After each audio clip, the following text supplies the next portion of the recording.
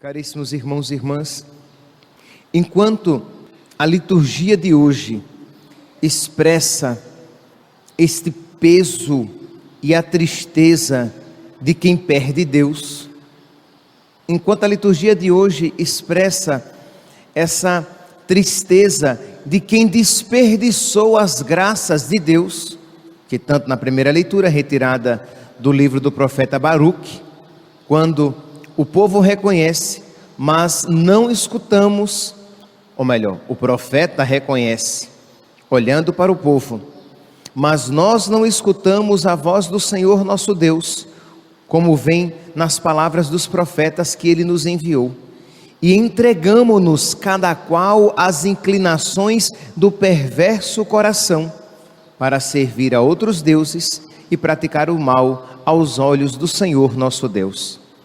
E no Evangelho de hoje, Jesus que fala dessas cidades a quem muito foi dado e que elas desprezaram as graças de nosso Senhor, ao ponto de Jesus se referir a Cafarnaum. Imagine, Cafarnaum era a cidade onde Jesus estava, onde Jesus frequentemente se encontrava.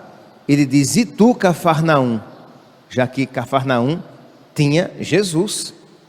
E tu, Cafarnaum, serás elevada até o céu? Não, tu serás jogada no inferno. Então, palavras muito duras que devem nos fazer refletir, mas não desesperar. Não desesperar, porque, meus santos, por maior que seja a feiura do seu coração, por maiores que sejam os seus pecados e por mais apegado a eles que você seja, se você abrir espaço, se você cooperar, minimamente que seja no início, se você cooperar com a graça de Deus, ela entrará no seu coração e começará a fazer o seu trabalho. É como a chuva que cai sobre a terra e que não volta ao céu antes de cumprir a sua missão. Da mesma maneira, a graça de Deus. Neste sentido, então, nós olhamos para a vida de São Francisco, o seráfico São Francisco, e deixamos que o nosso coração se encha de esperança na graça de Deus. São Francisco morreu com 44 anos, morreu jovem, muito jovem, e já em perfeita santidade. Mas nem sempre foi assim. São Francisco era um jovem apegado às suas riquezas, aos seus amigos, aos atrativos do mundo. Gostava de uma boa vida, era um boêmio, gostava, se nós fôssemos hoje utilizar uma expressão, nós diríamos, gostava de uma balada. Sim, verdade, ele gostava das festas, das saídas, de usar o seu dinheiro com muito esbanjamento, não era um homem de usar, como hoje, os meios tecnológicos, mas tinha o seu cavalo, tinha a sua armadura, porque queria se enveredar pela vida das armas. Então era um jovem apegado a todas essas coisas. E diz a história que depois de um fracasso em uma batalha a que ele foi, ele teve um encontro com Cristo. Algo aconteceu, ele ficou preso durante 1 ano. Aquela aparente tristeza e desgraça foi a brecha, foi a rachadura naquele coração de pedra, foi aquela rachadura por meio do qual Deus começou a entrar e fazer com que ele visse a vaidade de todas as coisas. Isto é, que as coisas são tão passageiras, que as coisas são fugazes, que existe algo eterno, algo que não passa, algo que é para sempre e a quem nós precisamos dedicar o nosso coração por inteiro. Mas imagine aqui, era um homem que fugia da dor e buscava o prazer. Meus santos, se nós aprofundarmos um pouquinho neste ponto, nós veremos que humanamente não existia esperança. Pense hoje em dia numa socialite, uma mulher, num homem, num playboy, né? Esse é o termo que se usa. Uma socialite, num playboy que gosta de sair, ser fotografado, estar nas grandes festas, ao lado de pessoas famosas. Você imagina uma pessoa assim, que se converte e se entrega a Deus numa total generosidade e se torna uma pessoa muito santa, um homem muito santo, humanamente falando? Ninguém isso espera. Quando olhamos para uma realidade assim, já vemos que vai acabar mal. Por quê? Porque está colocando toda a sua vida e empenhando toda a sua vida nessas realidades que passam. Pois bem, por que eu estou enfatizando isto, de que ele era um playboy, de que ele era uma pessoa entregue às vaidades do mundo, para encher o nosso coração de esperança? Por mais pequenos que sejamos no nosso caminho para Deus, por mais que nos sintamos desprovidos de capacidade, e o somos de fato, nós precisamos lançar o nosso coração e esperar tudo de Deus. Claro, sempre colaborando com os nossos esforços, mas sabendo que os nossos esforços estão sempre muito aquém do que seria necessário para uma transformação radical que nos leve a uma verdadeira santidade. Pois bem, então, São Francisco foi para essa batalha, foi preso. Durante aquele 1 ano em que ele ficou preso, foi ocasião dele refletir sobre a sua vida. Então aqui, meus santos, nos mostra o como é importante termos tempo livre de silêncio, de um silêncio orante, para que nós reflitamos sobre a nossa vida à luz de Deus, para que nós reflitamos os nossos atos à luz de Deus, porque senão a gente vive assim: vai dormir, acorda, vai dormir, acorda. Você diz: não, padre, mas eu rezo. Sim, mas é sempre aquela oração em que não há espaço para uma novidade de Deus.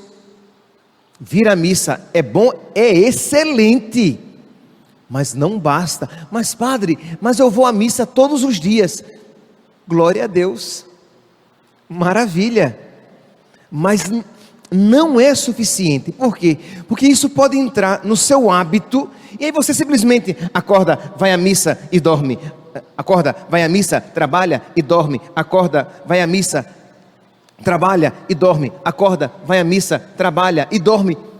E não tem tempo de você parar e ouvir algo diferente de Deus. Porque não pense você que aquilo que Deus pediu a você ontem será o mesmo que Deus vai pedir de você hoje. É claro que se aquilo que ontem me foi pedido veio de Deus, o que Ele hoje me pedir não será contrário, mas pode ser bem diferente. Pode ser bem diferente o que Deus me pede hoje daquilo que ontem Ele me pediu. E como é então que eu vou ouvir a Deus hoje? Se eu parar, se eu silenciar, se eu der espaço para Deus. Senão, meus santos, nós estaremos nesse turbilhão de coisas no qual estamos envolvidos e não ouviremos a voz de Deus. Pois bem, São Francisco então teve naquele 1 ano preso, a ocasião de ouvir a voz de Deus. Não foi muita coisa, porque não é que ele voltou para casa transformado, já santo de 7ª morada, não, mas algo naquele coração foi plantado, e ele voltou para casa, com certeza um pouco desiludido, porque seus planos de cavalheiro foram frustrados. Ele voltou para casa para trabalhar com o pai, lá no comércio. E ele, ali, o pai Pedro Bernardone tinha um comércio de tecido, que na época era algo muito lucrativo. E um dia entrou, e Francisco, ele gostava da riqueza, ele gostava do dinheiro, mas ele não era um homem avarento. Eu não estou dizendo que por ele não ser avarento, o seu amor à riqueza era virtude. Não era virtude. Ele estava sempre à beira do precipício, que o amor à riqueza é a raiz de muitos pecados. Mas ele não era avarento, porque se pode ser pior ainda, quando você ama as riquezas e é avarento. Ele amava a riqueza, o dinheiro, o conforto, mas ele não era avarento. Ele gostava de ajudar os pobres, de doar o que tinha, e não apenas doar as coisas do Pai, ele doava as próprias coisas também, roupa, calçado.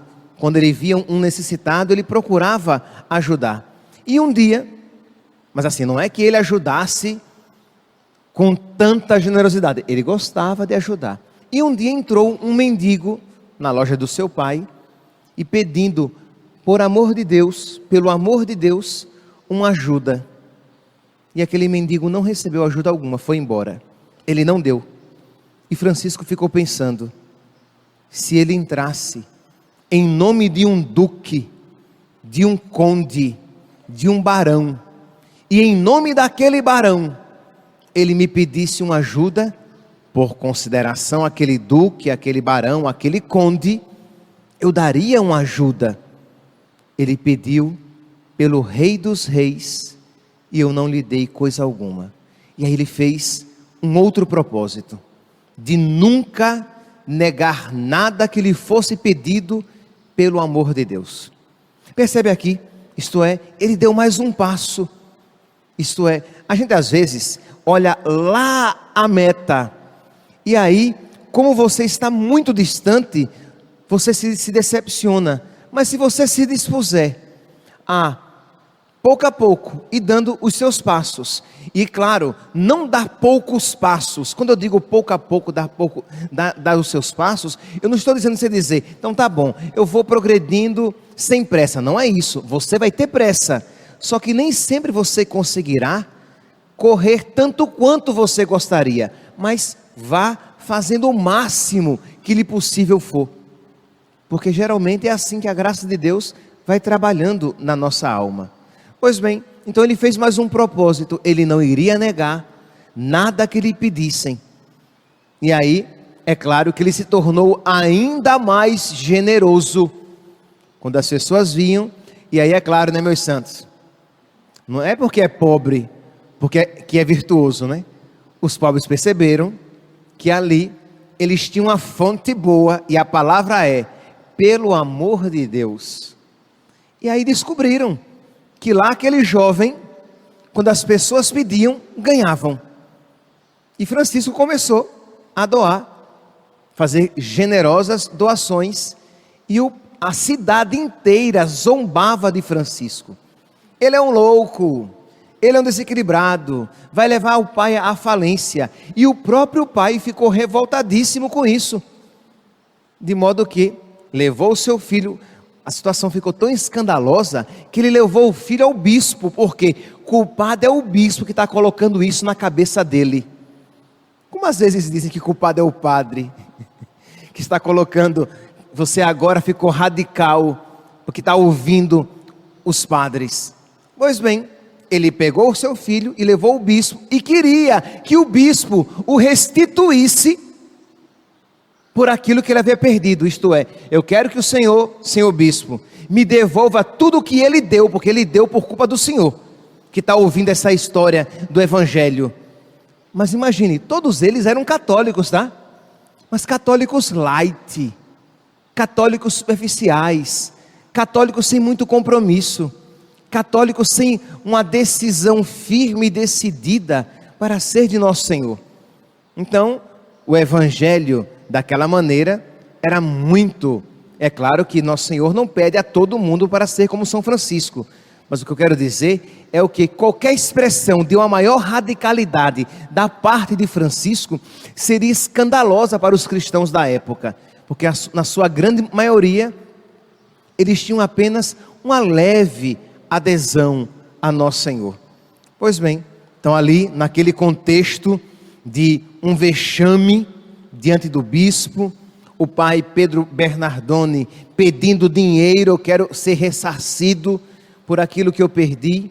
São Francisco, motivado pelo Espírito Santo, com toda humildade, retira todas as suas vestes. Ele tinha apenas um cilício, uma grande camisa, quase que uma camisola de cilício, de um tecido grosso e áspero, com o qual ele fazia penitência. Mas ele retira as vestes de cima, retira as suas vestes, e tudo o que tem, dá ao Pai, e diz: daqui em diante, eu não mais direi, meu pai Pedro Bernardone, mas direi, Pai nosso que estais nos céus.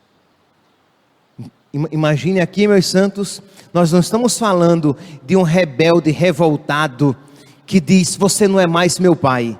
Nós estamos falando aqui de alguém que estava se santificando, e que para quem perder aquela familiaridade com o pai, era dolorosa.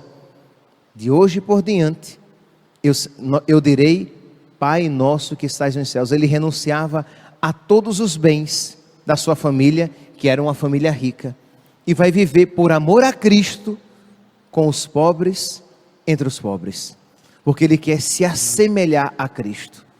Meus irmãos, imagine um homem apegado, ouçamos aqui de novo a primeira leitura, que diz: não escutamos a voz do Senhor nosso Deus, entregamo-nos cada qual às inclinações do perverso coração. E ele escuta São Francisco, ele faz o contrário disto que aqui ouvimos. Ele escuta a voz do Senhor seu Deus, e não se entrega às inclinações do seu perverso coração, mas se entrega às inclinações das súplicas do Espírito Santo. Deixar tudo, perder tudo, por causa de Cristo. Meus irmãos, celebrar São Francisco é, dentre tantas outras súplicas que nós poderíamos fazer, é suplicar a Deus que também conceda a nós esta graça, é suplicar a Deus que vença as nossas resistências, para que nós correspondamos com generosidade aos apelos de Deus. Deus não chamou apenas São Francisco, meus santos. É verdade que talvez Ele não chame um outro aqui para ser um outro, talvez Ele não chame ninguém aqui para ser um outro São Francisco, mas sem sombra de dúvidas, absolutamente, Ele chama a todos aqui a uma vida de uma maior entrega, de uma maior radicalidade, de uma maior generosidade a nosso Senhor. Peçamos a Deus que Ele nos conceda essa abertura de coração. Mas, e qual é então? Mas padre, mas eu vou só suplicar? Sim, você vai suplicar com a boca e vai suplicar com a vida. Como é que você vai suplicar com a vida? Tendo momentos de oração, tendo momentos em que você para e conversa com Deus, e no trato de amizade com Deus, na oração, no contato amical, no contato de amizade com Deus, Ele vai transformando o seu coração, e lhe dando forças, e lhe dando alegria em fazer a vontade dEle. Claro, aqui, meus santos, digo com toda a sinceridade, um exemplo infinitamente menor. Mas quando eu era um rapaz, e comecei a perceber no meu coração que Deus me chamava ao sacerdócio, eu tinha pavor de pensar na ideia. Pavor. Eu tinha horror em pensar que Deus poderia me querer padre, porque como é que eu iria renunciar a todos os meus sonhos, sonhos lícitos, a todos os meus sonhos, a que eu estava apegado. E eu, ainda estudando na escola técnica, quando pegava o ônibus para ir para a escola técnica, às vezes em pleno ônibus eu me punha a chorar, porque eu percebia que eu ia dizer sim, mas eu não queria dizer sim, porque eu não queria me desapegar. Imagina um jovem no meio do ônibus chorando. Isso é um louco? Porque misericórdia, eu vou ser padre, eu não quero ser padre. E foi quando, pouco a pouco, eu fui me encontrando com o nosso Senhor, aquilo que era tristeza e pavor, se tornou a maior alegria da minha vida. Eu quero ser padre. E eu comecei a desejar a ser padre, e com certeza, nada na minha, graças a Deus, durante tanto tempo eu desejei algo, que os meninos que me acompanharam no seminário via o meu desespero e medo de não ser ordenado padre. Mas como? Não é aquele mesmo que lá no ônibus chorava, porque não queria ser padre? É porque Deus, meus santos, Ele muda os nossos corações. É com esta esperança que eu olho então para outras mudanças que eu sei de que necessito, e espero em Deus que aquilo a que eu me apego e tenho medo de doar, com a graça de Deus, um dia eu a Ele entregue com toda alegria e diga: eu nunca quis tanto alguma coisa, senão doar-te totalmente, Senhor, a minha vida, de um modo concreto, nesta situação concreta.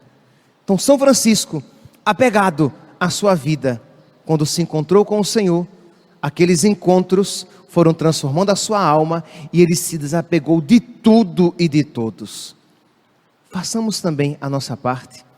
Olhemos para a vida de São Francisco e tenhamos confiança, tenhamos fé em Deus. Ele quer a nossa santificação. Ele nos dará os meios necessários para a nossa santificação. E aquilo que hoje para você pode parecer impossível, aquilo que hoje para você perder, pode significar um horror e um desespero. Se você com generosidade entregar o seu coração, Ele vai lhe dar a alegria em você poder oferecer aquilo a Ele, que hoje lhe dá tristeza e temor. Supliquemos a intercessão de Nossa Senhora, supliquemos a intercessão de São Francisco, para que a perfeita alegria que experimentam aqueles que se entregam a Deus, para que a perfeita alegria de Deus esteja presente abundantemente nos nossos corações. Louvado seja nosso Senhor Jesus Cristo.